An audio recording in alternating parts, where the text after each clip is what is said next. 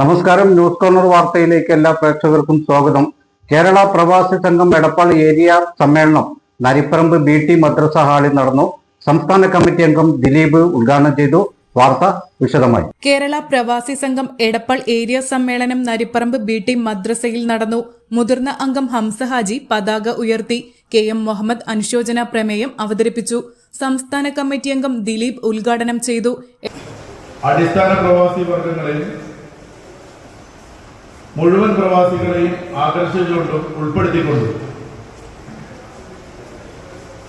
നാനാർ മുഖ്യമന്ത്രിയാവുന്ന കാലത്ത് ഒരു പ്രവാസി സംഘം ഇടതുപക്ഷ കാഴ്ചപ്പാടോടുകൂടി നമ്മൾ മുന്നോട്ട് വെച്ചത്.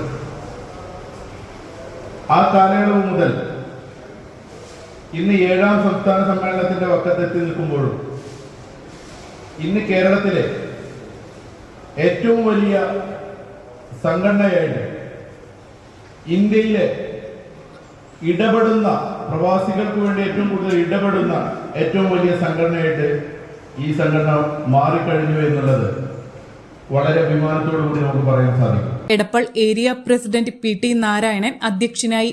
ഏരിയ സെക്രട്ടറി EV അബ്ദുട്ടി പ്രവർത്തന റിപ്പോർട്ടും സംസ്ഥാന കമ്മിറ്റി അംഗം പ്രീതി സംഘടനാ റിപ്പോർട്ടും അവതരിപ്പിച്ചു. ചടങ്ങിൽ പ്രമുഖ വ്യക്തിത്വങ്ങളായ പ്രൊഫസർ MM നാരായണനെയും ഡോക്ടർ V മോഹനകൃഷ്ണനെയും സംസ്ഥാന പ്രസിഡന്റ് ഗഫൂർ ലില്ലീസ് ആദരിച്ചു.